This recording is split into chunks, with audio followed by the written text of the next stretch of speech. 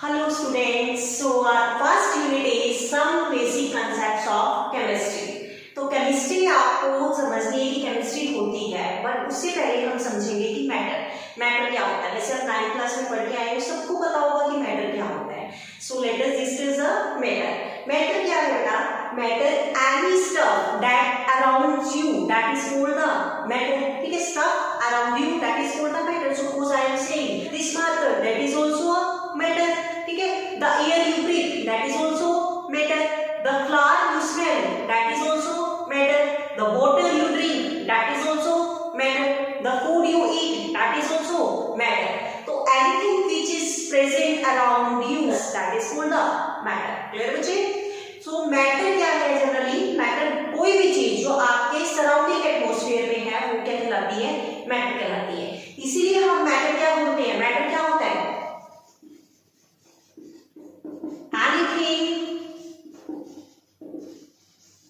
which occupies the space and has its own mass।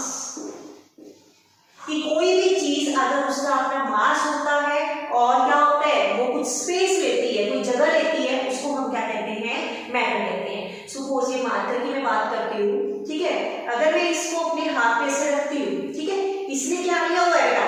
इतना space लिया हुआ है, ये स्पेस है, और इस मार्कर का कुछ ना कुछ मास भी होगा। सपोज 2 ग्राम 3 ग्राम मास है, तभी तो मैं इसको यहाँ से यहाँ शिफ्ट कर पा रही हूँ। मास है तभी तो कर पा रही हूँ ना शिफ्ट। तो मतलब कोई भी चीज है अगर उसका क्या है? स्पेस है और वो क्या है?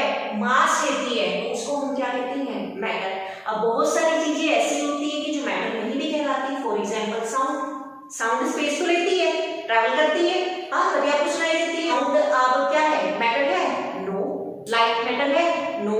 क्यों नहीं है? क्योंकि इनका मास नहीं होता, they are the massless quantities, इसलिए कभी भी हम उनको मैटर में कंसीडर नहीं करेंगे। तो अगर हम कहते हैं कि chemistry if it is the study of matter, then what is matter? हम एक्सप्लेन कर चुके हैं कि मैटर क्या होता है। So let us discuss the chemistry. इसको बड़े ध्यान से समझना बच्चे आपको कि केमिस्ट्री क्या होती है। देखिए, chemistry is the branch of science which deals with first composition of matter, second structure of matter, third properties of matter and fourth reaction of matter। कि केमिस्ट्री साइंस की वो ब्रांच है जो कि किससे डील करती है? मैटर के कंपोजिशन से, मैटर के स्ट्रक्चर से, मैटर की प्रॉपर्टी से एंड फोर्थ वन मैटर की रिएक्शन से। क्लियर बच्चे? अब इसको हमें समझना है कि ये कह क्या रहा है, कि क्या कंपोजिशन है, स्ट्रक्चर है, प्रॉपर्टीज है, रिएक्शंस है, क्या है ये? ठीक है, सो कंपोजिशन ऑफ मैटर को हम डिस्कस करते हैं कि कंपोजिशन क्या है। ठीक है, matter already we have discuss, तो कंपोजिशन का मतलब क्या होता है बेटा? बनाना। ठीक है, बनाना या बना हुआ। ठीक है, कि सपोज मैंने एग्जांपल ले लिया, मैटर, वाटर ले लेते हैं, वाटर इज आल्सो मैटर। अभी मैंने कहा था कि वाटर क्या है? मैटर है। Water you drink that is also called the matter. ठीक है, तो इट मींस वाटर क्या है? मैटर है। तो इसका कंपोजिशन क्या होगा? वाटर का फॉर्मूला क्या होता है? सबको पता होगा, H2O। क्लियर? तो मतलब ये किस किस चीजों से मिलके बना हुआ है? बताइए, यहां से साफ पता चल रहा है किस किस से मिलके बना हुआ है? First hydrogen and second one is oxygen. Clear?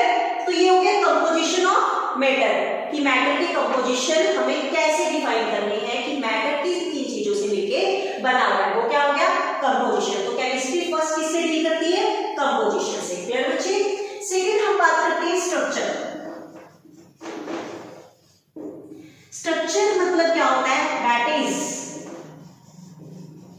Arrangement of atoms, कि एटम्स का अरेंजमेंट कैसे है। ठीक है, अगर मैं सिंपल लैंग्वेज में बात करती हूँ या डेली रूटीन का एग्जांपल लेती हूँ, ये क्या है आपके पास? व्हाइट बोर्ड है। ठीक है, तो ये भी क्या है? मैटर है।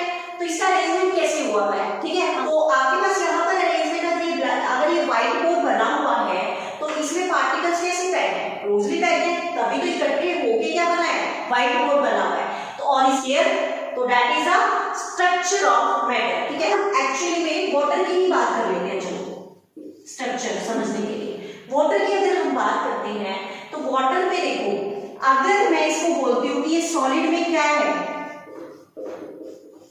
आइस है। लिक्विड में क्या है बताइए? वाटर है। और गैसेस में क्या है? ये स्टीम है। यही बात है ना? सॉलिड में आइस है, लिक्विड में वाटर है, गैसेस में क्या है? स्टीम है। तो देखिए यहां पर स्ट्रक्चर क्या है? सॉलिड में they are closely packed, ice क्या है? क्लोजली पैक्ड हो रही है, ठीक है।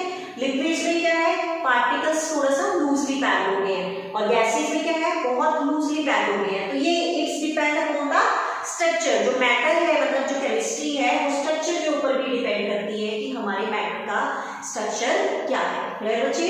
यहां से क्लियर हो गया आपको बात स्ट्रक्चर ऑफ मैटर। चलिए नेक्स्ट हम चलते हैं प्रॉपर्टीज ऑफ मैटर्स। अब आप प्रॉपर्टीज ऑफ मैटर का मतलब क्या है? मतलब गुण। प्रॉपर्टीज क्या होती है? गुण, ठीक है। खासियत क्या है उनकी, ठीक है जनरली। तो अब देखिए अब मैटर की प्रॉपर्टीज। Physical classification. जो प्रॉपर्टीज ऑफ मैटर है दो पार्ट्स में डिवाइड है आपके, physical and chemical. Physical classification क्या है बेटा? ठीक है, जिसको हम देख के, छू के, फील करके, ठीक है, टच करके बता सकते हैं कि वो क्या चीज है, तो वो किसकी क्लास में आती है? फिजिकल, ठीक है। फिजिकल प्रॉपर्टी जैसे मैं बोलती हूँ कलर हो गया, ठीक है। अगर मैं बोलती हूँ डेंसिटी होगी, ठीक है, मैं बोलती हूँ मास हो गया, बॉइलिंग पॉइंट हो गया,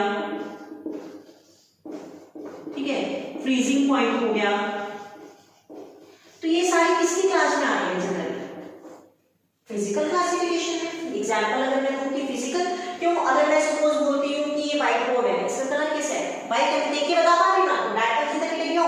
फिजिकल क्लासिफिकेशन। क्लियर?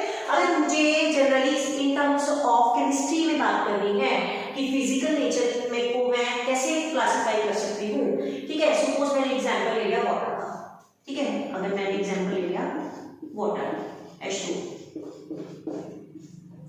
ठीक है बेटा। अब वाटर देखो, अब अगर मैं बोलती हूँ कि सॉलिड में ये किस तरीके से बिहेव करेगा? आइस के तरीके से। लिक्विड में कैसे बिहेव करेगा? ये जनरली वाटर के तरीके से, ठीक है। और गैस में कैसे बिहेव करेगा? ये स्टीम, ठीक है बेटा। ये चीजें आपको पता है। अब मुझे ये बताइए, अगर ये सॉलिड में आइस है तब भी ये क्या है? वाटर है। वाटर लिक्विड है, लिक्विड में भी क्या है? वाटर है। और स्टीम में भी क्या है? वाटर है। तो यहाँ पे इसकी कंपोजिशन तो नहीं चेंज हुए ना? ये तो नहीं कि हाइड्रोजन की जगह कॉपर आ गया या ऑक्सीजन की जगह कुछ और आ गया, ऐसा तो नहीं है ना। रहेगा तो उसके अंदर क्या? कंपोजिशन, हाइड्रोजन और ऑक्सीजन ही। तो इट मींस जहां पर कंपोजिशन चेंज नहीं होते वो किसकी क्लास में आता है? फिजिकल। इतनी बात समझ आ रही है बेटा? चलो क्लियर। नेक्स्ट हम बात करते हैं जनरली केमिकल। केमिकल क्लासिफिकेशन क्या होती है? जिसको हम टच करके या फिर हम फील करके बता नहीं सकते जनरली कि वो क्या है, वो किसकी क्लास में आएगा? केमिकल क्लासिफिकेशन में, ठीक है। या फिर हम in terms of other language क्या बोल सकते हैं कि केमिकल क्लासिफिकेशन या केमिकल प्रॉपर्टीज क्या होती है? जहां पर जनरली मैटर की कंपोजिशन ही चेंज हो जाती है। कंपोजिशन चेंज हो गई तो इट मींस वो किसकी क्लास में आएगी? केमिकल। कैसे? जैसे हम बात करते हैं फॉर एग्जांपल वुड, ठीक है। सपोज मैंने इसको बर्न कर दिया, ठीक है, बर्निंग ऑफ वुड। अब देखिए वुड के कंपोजिशन क्या होते हैं? अगर हम सिंपल वुड की बात करें, वुड में क्या क्या प्रेजेंट होता है बेटा? बताइए। सेलुलोज, ठीक है, हेमीसेलुलोज, ठीक है। ये केमिकल्स के नेम है जनरली, ये प्रेजेंट होते हैं वुड के अंदर। लेकिन जब मैंने उसको बर्न कर दिया, बर्न करने के बाद मुझे क्या मिला? वहां से ऐश, ऐश मतलब राख, ठीक है। तो यहां से मुझे क्या मिला? ऐश। अब इसकी कंपोजिशन क्या होगी generally? Calcium carbonate is the major composition, calcium carbonate, ठीक है। अदर ट्रेसेस एलिमेंट भी प्रेजेंट होते हैं but calcium carbonate is the major क्या होता है इसमें? कंपोजिशन होता है। तो अब देखिए वुड और ऐश, पहले कंपोजिशन क्या थी? Cellulose, hemicellulose. लेकिन जलने के बाद वुड को जब हमने जला दिया तो उसकी कंपोजिशन क्या होगी? यहाँ पर चेंज हो गई। तो मतलब जहां पर कंपोजिशन में कोई चेंज आ जाए मैटर में, उसको हम क्या बोलेंगे? केमिकल प्रॉपर्टीज ऑफ मैटर, ठीक है। फॉर एग्जांपल हम बोल सकते हैं, यहाँ पर ई पर लिख देते हैं ऑक्सीडेशन। ऑक्सीडेशन में कैसे एग्जांपल दे रहे हैं? अगर ऑक्सीडेशन का एग्जांपल दे रहा हूं, बहुत अच्छा एग्जांपल है। Apple turns brown when it exposed to the moisture या when it exposed to the air. आपने देखा होगा कि एप्पल को अगर आप कट करके रख देते हो तो वो क्या हो जाता है? ब्राउन हो जाता है। इट मींस वहां पर क्या होगी? क्या ऑक्सीडेशन होगी उसकी, जैसे ही वो किसके कांटेक्ट में आया, मॉइस्चर के, तभी तो उसका कलर क्या हो गया, चेंज हो गया। तो जो कलर चेंज हो गया that is a chemical properties. मतलब क्या है कि जहां पर कंपोजिशन चेंज हो रहे हैं वो किसके अंदर आएंगे, केमिकल प्रॉपर्टीज के अंदर आएंगे। क्लियर हो रही है इतनी बात, क्लियर है। चलो नेक्स्ट चलते हैं हम रिएक्शन ऑफ मेटल। देखिए रिएक्शन ऑफ मेटल का क्या मतलब है,